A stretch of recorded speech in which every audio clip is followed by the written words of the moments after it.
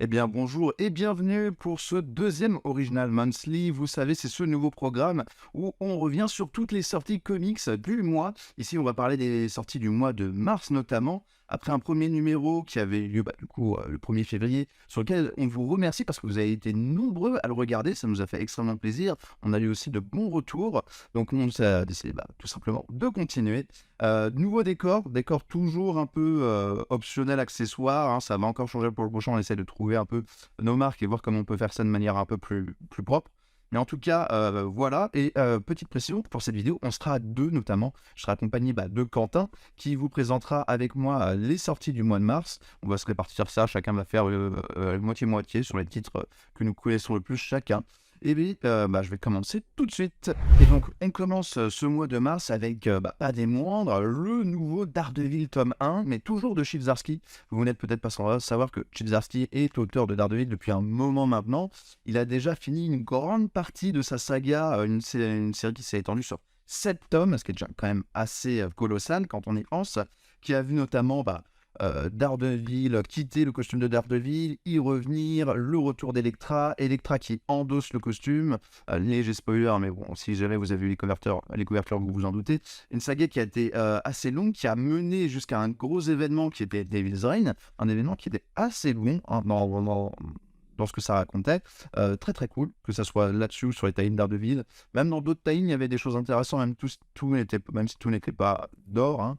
Mais voilà, et donc après ça, faut relancer Daredevil, enfin Marvel décide de relancer Daredevil, mais continue de donner la série à Chip Zdarsky et notamment Marco Checchetto, hein, qui est peut-être un des dessinateurs les plus récurrents sur la série. Et il repart pour un nouveau tome 1, un tome 1 qui en français va s'appeler Le Point Rouge, où en fait on va voir du coup Matt Murdock qui ça y est de retour en Daredevil, Elektra aussi qui conserve un peu le costume, et tous les deux en fait ils vont partir dans le monde pour essayer de détruire une bonne fois pour toutes l'organisation de la main. Ça va être un peu plus compliqué que prévu, ils vont avoir quelques embûches, et notamment ils vont avoir la rencontre d'un personnage que vous connaissez sûrement très bien, mais je ne vous dis pas qui c'est parce que quand même, c'est dommage de vous gâcher toute la surprise. En tout cas, c'est un numéro 1 qui va être vraiment très cool, qui va poser des nouvelles bases, qui va apporter quelque chose d'assez sympa. C'est un tome sur lequel, alors, je vais vous le dire très honnêtement, nous, on a énormément misé. C'est pas du tout hein, du sentimentalisme pour vous dire, faut absolument que vous l'achetez. Pas du tout, on vous l'achetez vraiment si vous en avez envie, mais nous, on pense que c'est un truc qui peut énormément bien marcher. On en a pris là, je regarde actuellement le stock, on en a encore 50 en stock, ce qui est assez gros. Pour un 100%, on commande très très rarement, à part pour vraiment des énormes sorties, ce genre de quantité. Mais c'est un titre sur lequel on croit énormément et qui nous paraît vraiment un indispensable. Et là, je me rends compte que j'avais noté le mauvais prix. Je l'avais mis à 35 € alors que pas du tout. Ce Daredevil, alors j'arrive pas à faire des copier-coller sur mon ordinateur. Ce Daredevil sera au prix de 19 €. Du coup, voilà, c'est déjà pas mal. Et du coup, ça vous permettra d'avoir les premiers numéros de la série, une série qui continue en VO. Je crois qu'on a atteint le chapitre, enfin l'issue numéro 7, 7 ou 8 en VO. Je crois que j'ai récupéré le 7 il n'y a pas longtemps. Mais du coup, voilà, donc très sympathique de retrouver Chip Zdarsky sur ce Daredevil qui fait vraiment du très bon travail. Et on aura du coup du Marco Checchetto et du Raphaël De La Torre au dessin. Et voilà, ça s'annonce vraiment très très sympathique. Le deuxième titre dont on va parler pour la sortie de mars, qui sort aussi le 1er mars, si je ne l'avais pas dit pour le Daredevil, c'est le 1er mars, c'est le Thor, tome 3, La fin de la guerre. Alors, c'était la période Fresh Start, c'est du 100%. Et alors, autant je suis pas trop... Enfin, on n'est pas enclin à vous proposer dans ces Original Monthly des suites de séries, des tomes 2, des tomes 3, des tomes 4, parce que c'est déjà des séries en cours qui généralement ont déjà trouvé leur public et vont pas retrouver un autre public. Mais on a fait quelques exceptions dans ce Original Monthly, vous le verrez. Et là, pourquoi le Thor tome 3 d'une série en 100%?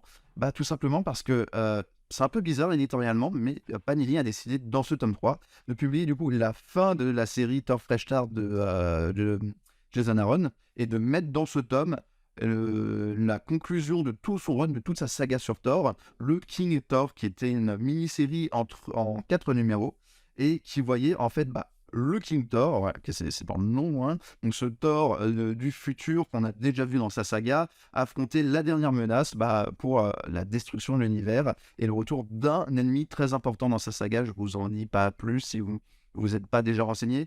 Mais juste, je vais vous parler un peu de ce King Thor, déjà en vous disant que avec le tout début et le Massacre des dieux, Massacre de Dieu. King Thor, c'est un chef-d'œuvre absolu de Jason Aaron. C'est un petit bijou, que ça soit d'écriture ou même de dessin, puisque ça fait revenir et ça rebitch au dessin, et ça nous propose vraiment une conclusion qui est magistrale, qui est extrêmement épique, qui est même très touchante.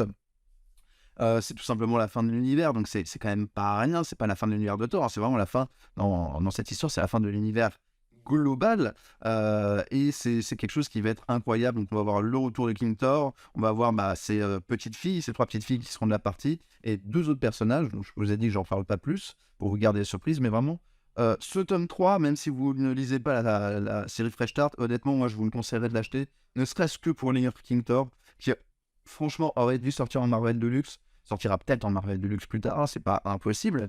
Panini ont peut-être une petite surprise à nous annoncer, mais en tout cas, c'est vraiment un truc qu'il ne faut pas louper sous aucun prétexte. Si jamais vous aimez Jason Aaron sur ce qu'il a fait sur Thor, c'est vraiment le pinacle de sa création. C'est incroyable à quel point c'est bien.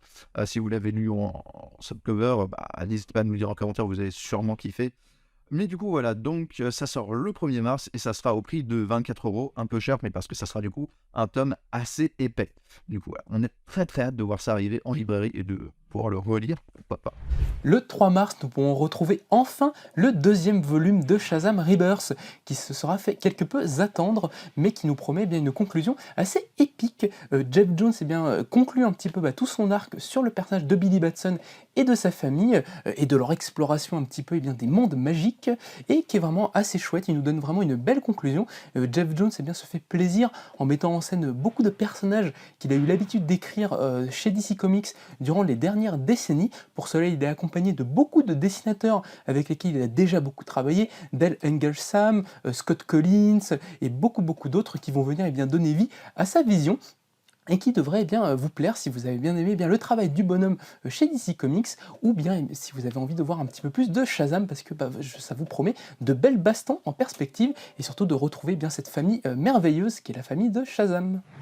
Le 8 mars, nous aurons le plaisir de retrouver les X-Men avec le premier gros crossover de l'ère Hickman, enfin édité en version deluxe. Je vais bien sûr parler de Ten of Swords, ou X of Swords, ça dépend comment vous le pensez, qui est vraiment la première grosse partie, ça va donner la fin de la première grosse partie un petit peu de tout Jonathan Hickman sur les X-Men, et qui va voir les mutants de Krakoa confrontés à d'autres mutants qui viennent d'une autre île, l'île de Harako, et tous ensemble ils vont se foutre un petit peu sur la gueule, et vont organiser un espèce de tournoi pour dessiner les vainqueurs. C'est un événement assez original et assez intéressant. C'est pas l'habitude on n'a pas forcément l'habitude dans les BD de super-héros de voir des tournois un petit peu à la manga. Mais les auteurs et autrices qui scénarisent tout ça ont décidé de prendre un petit peu le contre-pied de ce qu'on aurait pu attendre, et de proposer bien évidemment des bastons assez homéiques, mais également pas mal d'humour et de développement de personnages qui serviront dans le reste de la grande saga de Hickman, notamment qui auront beaucoup d'importance passé le Hellfire Gala. Donc beaucoup de choses à ne pas rater si vous suivez les X-Men de Hickman, parce qu'il y a des moments vraiment assez importants qui s'y passent, des moments aussi assez forts et assez bien trouvés. Donc moi je vous conseille vraiment ce Ten of Swords, qui est assez original dans sa forme, mais qui saurait bien vous surprendre sur son fond.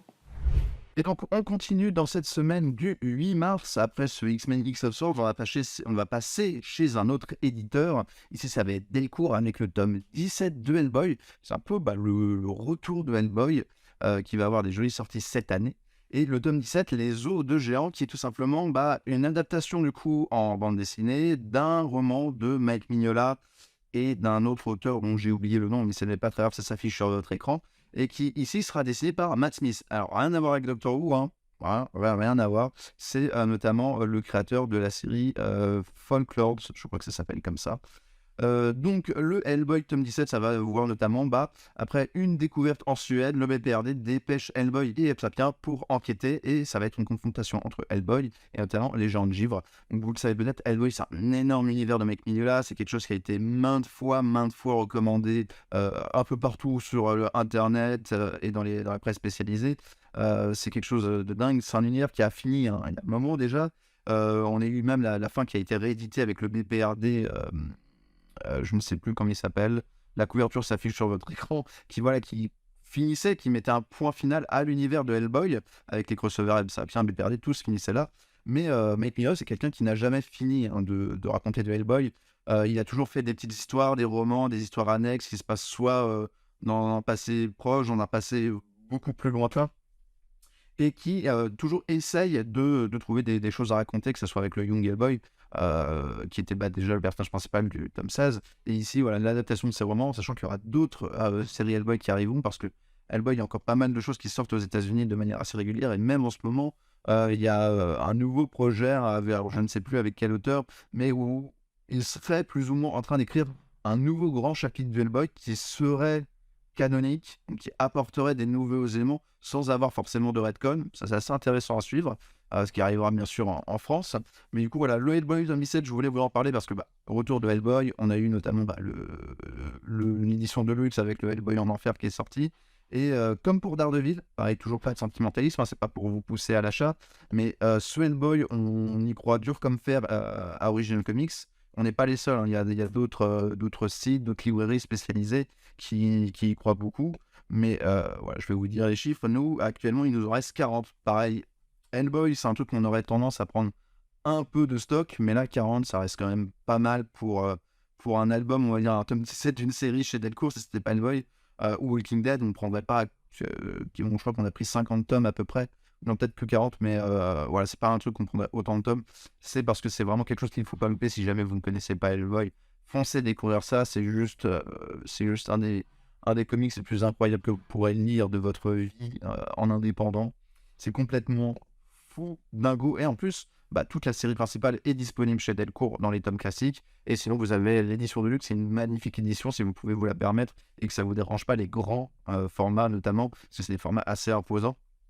Foncez découvrir ça, c'est la meilleure édition pour découvrir Hellboy, et du coup, voilà, ça sort le 8 mars et ça sera au prix de 15,95 €. On continue avec un nouveau titre. Alors pareil, c'est de l'indépendant. Ici, on va s'attaquer à Black River Comics, qui est un éditeur qui a émergé depuis pas si longtemps que ça, moins d'un an, et qui nous propose des comics. Alors c'est assez intéressant, le parti pris de Black River, parce que c'est un éditeur qui essaye de sortir autant des comics de licence. On a du Assassin's Creed, on a du Far Cry, on a Skull and Bones qui arrive avec la sortie du jeu vidéo, mais à côté on a aussi des comics, j'allais dire des vrais comics, qui est un terme horrible en fait. Les comics de licence sont aussi des vrais comics, ça raconte des histoires, même qui sont très bons, mais des comics vraiment d'auteur. Voilà, je vais le dire comme ça, des comics d'auteur avec notamment du Garcenis. C'est un éditeur qui avait ramené le One Through Hell de Garcenis et de Gordon Suzuka, qui là réitère l'expérience avec un autre comics de Garcenis et de Gordon Suzuka. C'est le Marjorie Finnegan, Criminel temporel. Alors, c'est un truc un peu particulier, un peu starbé. C'est Garcenis, vous vous en doutez. Quand il fait pas des récits de guerre, souvent c'est des trucs de starbé. Pas du tout péjoratif, hein, c'est vraiment un kiff, Garcenis. Où ici on va voir en fait Marjorie Finnegan, qui est une fille qui arrive à voyager dans le temps et qui va se servir de cette technologie en fait pour se faire les poches et tuer tout un tas de gens. Ça va être un comics donc de science-fiction qui va aller trancher des têtes à droite à gauche, qui va être complètement fou, et c'est vraiment curieux que Black River nous sorte ça, parce que c'est pas forcément le comics qu'on aurait vu venir en premier, mais qui est super intéressant. C'est imaginer si Garcenis écrivait du Doctor Who. Voilà, si vous connaissez un peu Doctor Who, voilà, vous vous dites c'est pas possible, et voilà, c'est pas possible, donc ça existe en comics. Marjorie Finnegan, c'est vraiment un petit bijou d'irrévérence, de juste presque un plaisir coupable, vraiment on lit ça, ça va à droite à gauche, c'est complètement foutraque, mais au final, c'est une des choses qu'on aime chez Garcenis, même s'il a fait des choses très intelligentes et très sérieuses. Ici, ça se prend pas vraiment au sérieux, mais c'est vraiment ultra kiffant.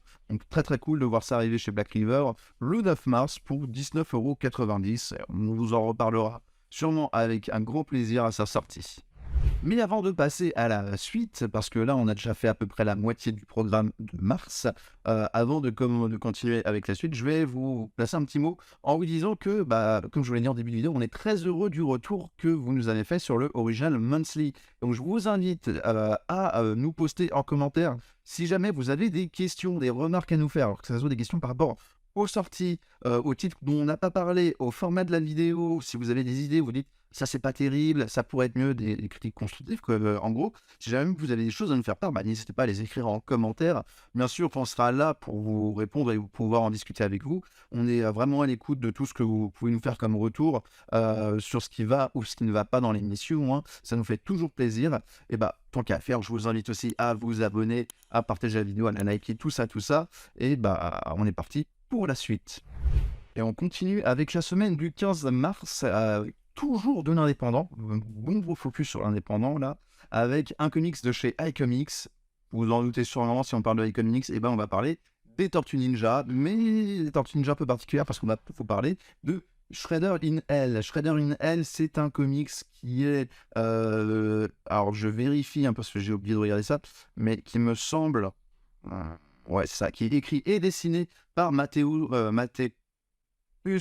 Santoluco, désolé si j'écorche son nom, Matthäus Santoluco qui avait déjà dessiné pas mal de Tortues Ninja. Donc vous savez, sûrement si vous suivez iComics et notamment Sullivan, le directeur éditorial, qui a un amour fou pour Matthäus Santoluco, qui est un dessinateur incroyable, big up à Sullivan d'ailleurs si jamais il nous regarde. Shredder in Hell, ça va être un comics assez particulier parce qu'on ne va pas suivre les Tortues Ninja, comme son nom l'indique, on va suivre Shredder in Hell, en enfer. Donc Shredder en fait qui, en fait faut croire que Orokusaki rien ne l'arrête, même pas la mort, qui va aller en enfer et qui va tout faire en fait pour essayer de ne pas se laisser faire et d'imposer sa loi un peu. Ça va être quelque chose d'assez fou.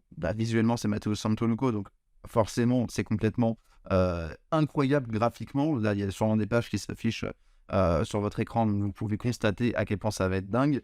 Et c'est un comics qu'on attend énormément. Je ne vais pas trop pouvoir vous en dire plus parce que je ne l'ai pas lu. Mais en tout cas, c'est très intéressant d'avoir cette, du coup, une nouvelle facette un peu de l'univers TMNT. Déjà, ne pas suivre les TMNT, c'est un parti pris assez cool. Pas que ça soit dérangeant de suivre les TMNT, mais ça permet de voir un peu plus l'envers du décor et un peu plus voir l'univers étendu. Et Shredder comme personnage principal, c'est toujours intéressant parce que moi, de ce que j'ai lu, là, c'est un avis très personnel, attention, hein. J'ai pas lu tous les Tortues Ninja, je suis pas à jour, mais Shredder, c'est un personnage qui est quand même, dans sa construction, un personnage qui est assez caricatural, pas qu'il soit pas intéressant, mais que je vois comme un personnage assez caricatural, du grand méchant, comme, après, les Tortues Ninja, ça vient un peu de la caricature, donc c'est pas très étonnant. Mais là, je suis très curieux de voir ce que ça va pouvoir donner, ce Shredder livré à lui-même dans un monde donc, qu'il ne connaît pas, avec quand même ses éléments de fantastique, et voir où est-ce que ce Matthäus Santoluco va nous amener, en sachant, je crois que Matthäus Santoluco, c'est pas un enfin c'est un dessinateur, mais je sais pas s'il a écrit d'autres comics, je sais pas si c'est son premier comics où il est scénariste, mais très hâte de voir ce qu'il peut donner. C'est toujours intéressant de voir un dessinateur qui passe en tant que scénariste. Souvent, quand on a ça, c'est souvent que les dessinateurs ont, engendrent une certaine frustration, et au bout d'un moment, quoi de mieux pour faire dessiner ce qu'on veut que de l'écrire. C'est pas toujours incroyable, mais des fois ça donne des choses absolument dingues, comme par exemple l'Ultra Méga de j'ai oublié le nom, James Aren, voilà, qui est peut-être pas, d'après certains, bijou d'écriture, même si moi je trouve excellemment bien écrit, mais qui est une œuvre complètement folle et qui nous fait voir un truc qu'on n'aurait pas vu si James Aaron ne s'était pas mis au scénario. Là, j'espère que ça sera le cas pour Matthäus Santoluco, qui nous proposera vraiment quelque chose de fou que, à part lui, personne d'autre n'aurait pu écrire. Du coup, voilà, très curieux de voir ce que ça va être. Donc, je vous le rappelle, c'est je retrouve mon fichier, le 15 mars, et ça sera pour 24,95 €. Donc, ça doit être un format, j'ai pas la pagination, mais un format assez épais, enfin plus épais qu'un thème classique des Tortues Ninja. Du coup, alors, on a très très hâte de voir ça arriver, en sachant que ça sortira en parallèle avec un autre tome des Tortues Ninja. Et alors là, pareil, ça aurait été bien de préparer. Alors, je crois que c'est le tome 17, j'essaie de vous trouver ça en vitesse. C'est le tome 19, on est déjà au tome 19, ça c'est fou, putain, ça va vite. Voilà, Tortue Ninja, trop cool. Allez découvrir les Tortues Ninja, allez découvrir le tome 0, le secret des clans de foot, c'est juste de la bombe. Et toute la série, il y a vraiment des idées de ouf dedans. Et même s'il y a une nouvelle intégrale, une nouvelle édition en entier qui arrive, et bon, je sais jamais si vous êtes vraiment patient, n'hésitez pas à les découvrir dans cette édition, elle est déjà extrêmement bien faite. Mais le 15, nous pourrons également retrouver notre bon ami Jonathan Hickman avec un de ses travaux bien plus anciens. Je veux bien sûr parler de ses Fantastic Four avec l'édition d'un premier omnibus qui va regrouper bien tout le début de son travail sur la première famille Marvel. Alors ce run-là, ça fait énormément de temps qu'on attend une réédition. C'est sans doute l'une des histoires les plus cultes que Jonathan Hickman ait écrit pour la Maison des Idées, considérée par beaucoup de lecteurs comme même l'une des toutes meilleures histoires des Fantastic Four et même de Marvel, tout confondu. C'est vraiment un immense morceau que Hickman prend le temps de développer pas à pas pendant des années, pour nous proposer une fresque familiale vraiment gargantuesque qui va questionner beaucoup de choses. Ça va, comme à l'habitude de Jonathan Hickman, beaucoup parler de science, mais également de morale et de rapport du nihilisme face à l'optimisme. C'est vraiment passionnant, les personnages sont géniaux, il y a des concepts absolument fous qui sont inventés, notamment le conseil des rides qui aura beaucoup marqué les lecteurs, la future fondation et beaucoup d'autres choses que Hickman se resservira après plus tard, notamment sur son run des Avengers et qui donnera une fin une fin complète avec sa saga Secret Wars. Donc si vous aimez le travail de l'auteur chez Marvel, sans doute que c'est Fantastic Four, c'est la saga à ne pas rater pour lui, et qui saurait vous marquer si vous cherchez des sagas ambitieuses pour la Maison des Idées. Et donc, on continue pour cette semaine donc, du 15 mars, comme Quentin vous l'a dit. Après l'omnibus Fantastic Four, on va avoir un autre omnibus. On a l'omnibus Marvel Knights par Joe Quesada. Un omnibus de 70 €, donc assez gros, on va dire assez gros, mais pas infâme. On n'est pas sur The Omnibus Tome 2 qui est vraiment une brique monumentale. On est quand même sur un truc un peu moins épais qui permettra peut-être une meilleure prise en main et de lire sans trop se péter ni les mains ni le dos. Le Marvel Knights de Joe Quesada, en fait, ça va regrouper notamment les épisodes que Joe Quesada avait écrits et ou dessinés à l'époque de Marvel Knights, qui était ce label qui avait été lancé fin des années 90, début 2000, dans lequel, en fait, on voyait des espèces de presque des relances de certains héros. On avait plein de héros qui étaient arrivés, et c'est toujours des récits un peu plus matures, un peu plus durs, pour essayer de trouver un nouveau lectorat qui avait un peu vieilli, de retrouver un nouveau lectorat qui avait un peu vieilli à l'époque, un moment où Marvel avait vraiment des gros problèmes financiers, et notamment ça nous avait permis de découvrir des petits bijoux. Enfin, moi je considère toujours ça comme un petit bijou. Par exemple, le Daredevil de Kevin Smith, qui sont les 5 ou 6 premiers numéros, je crois, de Daredevil, qui était réédité en must-have. C'est le must-have Daredevil sous l'aile du diable, et donc qui était dessiné par Quesada, qui vraiment, moi je trouve que c'est incroyable, qui avait déjà aider à bien relancer le personnage, ne serait-ce que de Daredevil. On a eu plein de trucs, et dans ce Marvel Knight, du coup, qu'est-ce qu'on aura? On aura donc ces épisodes de Daredevil, qui étaient dessinés par Quesada, mais ça va aller jusqu'au numéro 15. Donc on va avoir du Quesada au scénario, on va aussi avoir du David Mack. On aura des épisodes aussi qui seront réédités en must-have bientôt. Ça sera le must-have sur Echo, j'ai oublié, pareil, l'image, ça s'affiche sur votre écran. Donc voilà, pas mal de choses. On a le Marvel Knights Double Shot, qui voit une histoire toujours dans le label Marvel Knights, de Punisher et Daredevil, et aussi la mini-série en 6 numéros Daredevil Phaser, une mini-série de 2004 qui est un peu controversée, pourquoi pas, mais voilà, pas mal de choses, c'est toujours cool. C'est une époque qu'on ne voit plus, Marvel Knights, enfin qu'on ne voit plus. C'est-à-dire qu'on n'a plus vraiment de récits chez Marvel qui ressemblent à ce qu'on pouvait trouver dans le Marvel Knights. Tout n'était pas d'or, hein. Il y avait des trucs un peu osef, mais il y avait des trucs cool. Et si je dis pas de bêtises, dans ce Marvel Knights, il y avait notamment toutes les séries de Jeff Loeb et Tim Sale, Hulk gris, Daredevil jaune, Spider-Man blue, Captain America white, qui lui n'a pas encore été réédité. Il me semble que tout ça c'était dans l'époque Marvel Knights, et il y avait eu plein de choses folles, mais ne serait-ce que pour Daredevil, il y avait vraiment des trucs très très cool. Donc si vous aimez le personnage de Daredevil, foncez vous procurer et précommander ce Marvel Knights. Le lien est bien sûr en description de la vidéo. C'est vraiment cool de voir ça. C'est un peu comme le Marvel Universe par John Byrne. Ça se concentre vraiment sur un auteur, ce qu'il a pu faire à une période très précise. Et c'est presque un livre un peu historique. Ça nous donne vraiment une vision à quoi ressemblait une période du comics, avec un auteur au centre qui réussissait à amener plusieurs personnes autour de lui pour soutenir sa vision, parce que Joe Quesada était... Alors je sais plus je crois qu'à l'époque il était éditeur chez Marvel, où il est devenu après. En tout cas, voilà, Joe Quesada, c'est un personnage assez intéressant, assez intriguant. Donc le Marvel Knights de Joe Quesada en omnibus, 70 €, 15 mars, voilà. On vous invite à pas louper ça. Nous, moi, en tout cas, personnellement, je pense que je me le prendrai. Je prends pas beaucoup d'omnibus, mais là, je pense que je craquerai parce que c'est vraiment quelque chose qui m'intéresse. Donc, voilà, je vous invite aussi à vous renseigner. Ça peut être une bonne pioche. On continue avec toujours la semaine du 15 mars, mais ici en indépendant, chez Delcourt, avec un livre assez étonnant, qui aura mis pas mal de temps, qui a été repoussé maintes fois, mais qui là sort bien le 15 mars. Ce sera le Berserker, tome 1 de Keanu Reeves, de Matt Kindt, et je sais plus le dessinateur, Ron Garnet. J'ai oublié Ron Garnet. Donc, Berserker, c'est un projet assez ambitieux, assez what the fuck. Qu'est-ce que ça donnerait si Keanu Reeves écrivait un comics? Bah, ça donnerait Berserker, un truc un peu méta sur une espèce de guerrier mortel qui s'appelle B, qui est un guerrier qui est complètement timbré et qui se donne accès à de l'ultra-violence, mais à foison, et va commencer à perdre sa maison et vraiment va traverser tous les siècles, et ça va un peu revisiter les plus grands films actionneurs de Keanu Reeves.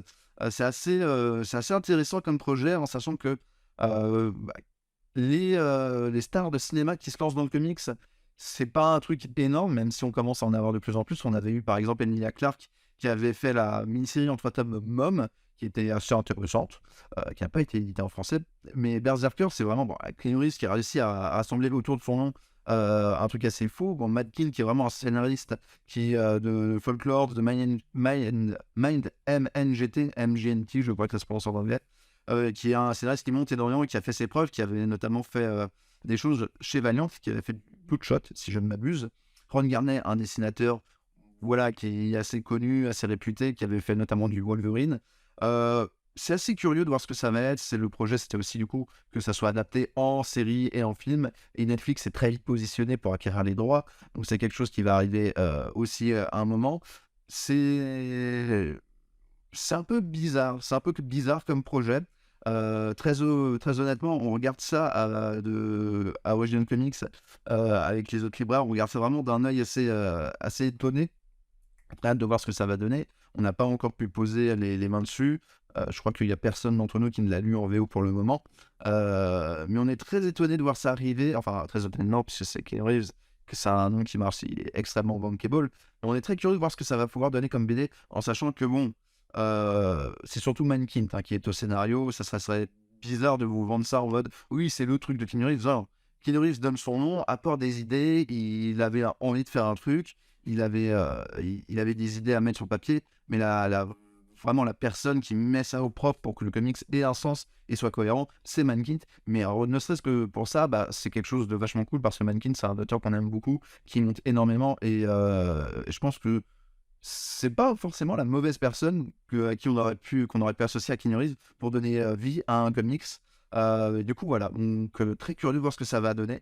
En tout cas, ça sort le 15 mars, comme je l'avais dit, au prix de 16,95 €, en sachant qu'il y aura une édition, je ne crois pas qu'elle soit collector, c'est une édition en noir et blanc, en tout cas, date limitée, qui sera au prix de 22,95 €, qui sera en noir et blanc, qui aura un plus grand format normalement. Du coup, voilà, donc je vous invite à vous renseigner là-dessus, d'aller le précommander. Pareil, c'est un truc qu'on a pas mal commandé parce qu'on sait qu'Keanu Reeves, voilà, ça attire beaucoup de monde. Et c'est toujours bien d'avoir des gros noms bankable qui puissent attirer du monde dans le comics. Après, ça permet de faire découvrir le comics à plein de gens. Nous, on dit pas non, on va pas cracher dans la soupe. Mais du coup, voilà, donc, très hâte de voir ce que ça va donner le 15 mars. On vous en reparlera bien évidemment sur la chaîne, peut-être même avec une vidéo dédiée pour vraiment vous donner notre avis. Puis voilà. Et toujours dans cette semaine du 15 mars, on refait un tour. J'aurais dû l'inverser avec Berserker. On refait un tour chez les super-héros et chez Marvel notamment, avec un nouveau Marvel Deluxe qui s'annonce, et pas n'importe lequel. Moon Knight au bout du rouleau. Alors, Moon Knight au bout du rouleau, c'est un Moon Knight Star Deluxe qui va compiler du coup toute la série. Je crois que c'est la 7e série Moon Knight, et qui va notamment avoir le droit à 3 scénaristes différents qui vont se succéder. On va avoir dans un premier temps Warren Ellis, Brian Wood et j'ai oublié. Je l'ai là sous les yeux, donc je regarde mon écran. Cullen Bunn, voilà, Cullen Bunn. J'aime bien Cullen Bunn. Moon Knight, du coup, c'était une série de 2014 qui avait commencé. Les 6 premiers numéros étaient écrits par Warren Ellis et dessinés par Declan Shalvey. c'est peut-être l'un des plus beaux Moon Knight qui a été fait. En tout cas, graphiquement, c'est le plus. Comment dire? Formellement, c'est complètement dingo. C'est complètement dingo ce que Declan Shalvey a fait. La série est folle. C'est un Warren Ellis très particulier parce que chaque numéro sont des histoires vraiment autocentrées qui n'amènent pas forcément des suites et qui se concentrent comme toujours sur ce personnage de Moon Knight, ce personnage qui a des problèmes d'identité, qui a des problèmes du coup mentaux et qui souffre de, alors, je ne sais plus comment ça s'appelle, de troubles de la personnalité, voilà. Et donc ça va être encore une étude par rapport à ça, mais selon 3 scénarios différents. Warren Ellis, Brian Wood et Cullen Bunn, qui chacun ont des styles assez différents. Donc c'est cool de voir ça un peu se mélanger. Notamment Warren Ellis et Cullen Bunn, hein. Je trouve que c'est des auteurs qui sont assez différents, hein. Warren Ellis qui a beaucoup interrogé le personnage mythe du super-héros, alors que Cullen Bunn, lui, est plus orienté sur des histoires d'horreur. Donc très très curieux de voir ce que ça va donner. Declan Shalvey qui fait des miracles, Grace Smallwood qui avait fait un très beau travail. Donc ça sera un gros format, je crois qu'il va faire 400 pages, ce qui n'est pas rien. Je vérifie. Non, je n'ai pas l'info ici, ce n'est pas grave. Donc voilà, un truc assez énorme. Si jamais vous n'avez jamais lu du Moon Knight, ça peut être une bonne façon d'entrer dans l'univers de Moon Knight, où là, ça va faire appel à nouveau à toute la mythologie de Moon Knight, notamment Khonshu, qui est très présent et qui, il me semble, sert d'antagoniste dans ce Moon Knight. N'hésitez pas à me dire dans les commentaires si j'ai dit une bêtise. Et du coup, voilà, qui arrive donc le 15 mars pour 35 €. Un Marvel Deluxe qui, je pense, est vraiment à ne pas louper, qu'on attend énormément, et qui en plus, vraiment, va permettre d'avoir une très belle collection entre le Moon Knight dessiné par David Finch, le Moon Knight de Jeff Lemire, et celui-là, vraiment, on aura une très très belle collection. Et je mets aussi le Moon Knight de Jed McKay, je crois, qui a écrit ça. Je n'ai plus le dessinateur en tête, mais qui est la nouvelle série en 100%, qui est très très cool et qui, graphiquement, pareil, tabasse des bouches. Moon Knight, qui a vraiment eu des très très bons dessinateurs. Pas particulièrement fan de David Finch. C'est une époque. Voilà, je ne dis pas que c'est moche, hein, je dis que personnellement, c'est pas trop mon goût. Je comprends totalement les gens qui kiffent. Mais vraiment, Moon Knight, voilà, il y a vraiment eu des très très bons scénaristes et des très très bons dessinateurs qui ont suivi. On sait que Moon Knight a une popularité grâce à la série de Disney+. Donc voilà, n'hésitez vraiment pas à vous procurer et en parler tout autour de vous, bien sûr, hein, parce que vous avez peut-être des amis qui sont fans de Moon Knight. Alors dire, celui-là, Moon Knight et le boulot, vas-y, fonce, lis-le, même si Jeff Lemire a plus inspiré la série télé. Ce bout de rouleau, c'est vraiment un truc qu'il faut pas louper, qui va être très très cool. Et j'ai l'impression d'être un rappeur quand je fais ça. Qu'on va s'arrêter tout de suite et je donne la main à Quentin qui va vous représenter les 4, techniquement 5 dernières nouveautés du mois.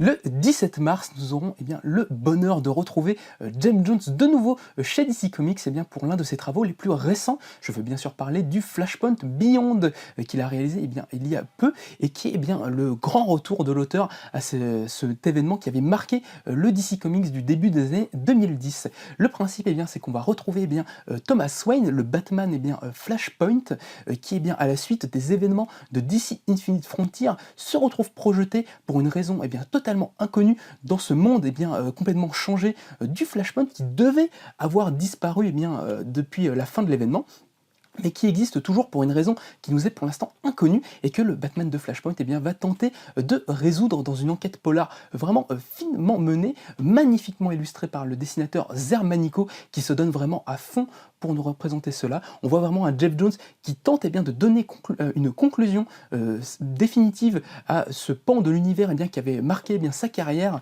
et qui avait marqué bon nombre de lecteurs, et il le fait vraiment de très très belle manière. Il en profite pour annoncer des choses qu'il traitera dans la suite de ses travaux pour DC Comics, notamment dans sa Justice Society of America. Donc il y a pas mal de choses assez intéressantes à y voir. C'est vraiment une grosse réflexion méta sur le DC assez moderne. Donc si vous ne voulez pas rater les prochains développements de cet univers, je vous conseille de vous pencher sur ce Flashpoint Beyond qui est en plus de ça une excellente histoire assez touchante dans un style aussi assez noir et sombre que je vous recommande beaucoup. Le 23 mars, nous aurons bien le plaisir de retrouver la petite pépite Monkey Meat de l'artiste Johnny Ba qui sera édité chez Panini Comics. Cette série indé est vraiment fantastique, complètement folle. Ça va prendre le principe d'une série anthologique, c'est-à-dire que vous allez avoir plusieurs histoires au sein d'une même histoire qui se développe dans un univers assez commun et qui va changer un petit peu de style à chaque fois, mais nous présenter des histoires qui vont en gros être des critiques du capitalisme, de l'exploitation, que ce soit animale ou humaine, dans un style justement assez pop et déluré, vraiment fantastique. Johnny Bass est un artiste assez jeune, en tout cas qui n'a pas produit pour l'instant beaucoup de choses, mais qui s'est fait assez remarquer aux États-Unis, notamment pour son travail sur les Tortues Ninja, ou de temps en temps chez Marvel, notamment il a pu signer des pages dans le premier volume de Black Panther par John Riley, qui est sorti assez récemment en français, et qui est vraiment un artiste qui ne demande qu'à éclore. Qui est un artiste à la base d'origine d'Afrique du Sud, enfin d'Afrique du Nord si je ne dis pas de bêtises, et qui a émigré en France pour faire ses études d'art, et qui, vous verrez, a vraiment un style complètement unique, une proposition vraiment pop et délurée, qui n'est pas à manquer si vous avez envie de trouver des petites pépites indépendantes. Le 24 mars, nous aurons droit à une autre série anthologique avec la série Ice Cream Man de Maxwell Prince et Martin Mozzano. Une série déjà complètement culte aux États-Unis, qu'on n'attendait pratiquement pas en français, et que Huggin et Mumin nous sortent pour notre plus grand plaisir. Une série anthologique un petit peu à la manière des contes de la crypte, qui va nous présenter des histoires d'horreur qui auront toutes un fond assez noir, avec toujours une conclusion très surprenante, et qui seront toutes liées par juste la présence d'un glacier qui va servir un petit peu de boogeyman, et qui va revenir d'histoire en histoire.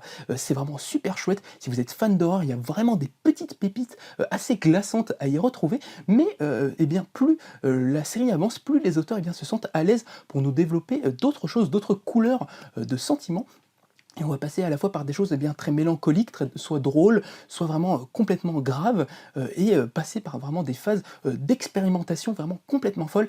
Ice Cream Man, c'est pour moi l'une des sorties, vraiment l'un des livres à ne pas rater en ce mois de mars. Si vous aimez vraiment les propositions étonnantes qui sortent de l'ordinaire et qui vous proposent des choses que vous n'avez pas forcément l'habitude de lire, franchement, Ice Cream Man est vraiment de ce goût-là. Une série, je vous dis, vraiment déjà culte aux États-Unis, et qui continue vraiment de manière magistrale. Donc vraiment, allez le découvrir si vous avez soif de choses différentes. Et enfin, le 29 mars, pour conclure ce mois, nous aurons le bonheur de retrouver les nouvelles séries Captain America. Marvel a décidé de relancer l'univers de la bannière étoilée, en proposant deux séries, l'une qui va s'intéresser à Steve Rogers et l'autre à Sam Wilson. On aura la première série qui s'appelle Sentinel of Liberty, qui sera écrite par Colin Key et Jackson Lansing, et dessinée par Carmen Carnero. Ça, c'est la série qui va s'intéresser à Steve Rogers. Et vous aurez la deuxième série qui s'appelle Symbol of Truth, qui elle du coup se concentre sur Sam Wilson, et qui sera scénarisée par Toki Onyebuchi et dessinée notamment par Herbe Silva. Donc c'est des séries qui sont vraiment super cool. Si vous aimez Captain America, vraiment le retour des personnages est fracassant. C'est vraiment mortel. Il développe vraiment toute une idée, encore une fois, toujours avec le personnage, de questionner l'Amérique, ses représentations, questionner ce qu'est un État, qu'est-ce que c'est que créer une communauté, toutes ces choses-là, et c'est vraiment assez passionnant. Les auteurs le font de très très belle manière. Moi, j'ai surtout une immense plaisir et amour pour la série Sentinel of Liberty, que je trouve qui est pour l'instant sans faute, vraiment avec le duo de scénaristes Colin Kelly et Jackson Lansing, qui sont pour moi les deux étoiles montantes au scénario de la BD américaine, qui ont proposé plein de choses super cool. C'est notamment eux qui avaient scénarisé la série sur les origines de Kang le Conquérant. En plus, sur cette série, ils sont adjoints par la dessinatrice Carmen Carnero, que vous avez peut-être découvert parce que c'est elle qui avait relancé la série Captain Marvel avec la scénariste Kelly Thompson, et qui pour moi là est au sommet de son art et propose vraiment quelque chose de splendide, des dessins à couper le souffle, hyper dynamique et tout ça. Donc vraiment, si vous aimez Captain America, ces deux séries-là ne sont vraiment à pas rater sous aucun prétexte. Elles sont toutes les deux excellentes, proposent des choses passionnantes, et devraient vous faire vibrer si vous êtes fan du bon Captain America. Surtout qu'en plus, je trouve que les scénaristes respectifs arrivent à retrouver un petit peu le côté thriller, un peu paranoïaque, qu'on pouvait parfois avoir dans le run d'Ed Brubaker. Donc ce n'est pas rien. Et surtout, eh bien, ces 2 séries, devraient, eh bien, nous proposer un petit événement, dans, eh bien, l'année qui arrive, qui s'appellera, eh bien, Cold War et qu'on a, eh bien, très hâte de découvrir en VO et que, eh bien, il devrait arriver sous peu, du coup, en VF. Bah, voilà, j'espère que ça, vous plaira. Et du coup, c'est la fin de ce original Monthly. J'espère que ça vous aura plu. En tout cas, nous, ça nous plaît de vous présenter toutes ces petites sorties. On peut voir plein de choses différentes et c'est super cool. Comme d'habitude, on essaye vraiment de faire un assez gros focus sur les indés. Là, on a parlé de plein de choses. On a parlé de Hellboy, de Garth Ennis, des TMNT, de Keanu Reeves, de Monkey Meat, de Ice Cream Man, de trucs qui ont plein de genres différents. Voilà, big up à tous les éditeurs qui proposent des comics indés. On sait que c'est pas facile. C'est financièrement, c'est très compliqué, surtout en ce moment, avec toute cette période d'inflation et tout ça, les augmentations de prix, le coût de la vie, très compliqué le coût de la vie. Mais les indés, c'est extrêmement important dans les comics. Si vous commencez les comics et que vous lisez surtout les séries super-héros, vous savez peut-être pas ça. C'est normal, hein, c'est pas du tout une critique. Mais les indés, si on n'avait pas d'indés, le monde du comics serait vraiment assez morne. C'est quelque chose qui permet de faire vivre beaucoup d'auteurs et permet d'avoir un vivier créatif qui est complètement dingue. C'est souvent dans les indés que les auteurs s'épanouissent le plus. Et c'est pas pour rien, c'est parce que c'est très compliqué d'écrire du super-héros. Mais du coup, voilà, donc big up vraiment à tous les éditeurs qui nous proposent des indés. On vous aime tous, on vous fait des gros bisous. On espère que ça ira, que ça continuera longtemps. Donc on vous invite aussi, vous qui êtes lecteurs, qui achetez des comics, vraiment à vous tourner vers ces éditeurs indés, à les soutenir en achetant les titres qui vous font envie. Des fois même d'être curieux, c'est pas forcément facile quand on est vraiment un grand lecteur de super-héros, qu'on commence les comics, à se dire je vais aller en dehors de ma zone de confort et chercher des trucs un peu différents, des fois un peu bizarres, mais des fois vraiment ça permet de découvrir des choses folles, des séries incroyables qu'on n'aurait jamais pu découvrir autrement. Et du coup voilà, donc voilà, c'était un petit message du cœur. Et on se retrouve du coup le mois prochain pour le Original Monthly 3, toujours avec Quentin à mes côtés. Et en attendant, plein de vidéos qui vous arrivent sur Original Comics. Et je vous dis tout simplement à très bientôt et je vous souhaite de très bonnes lectures.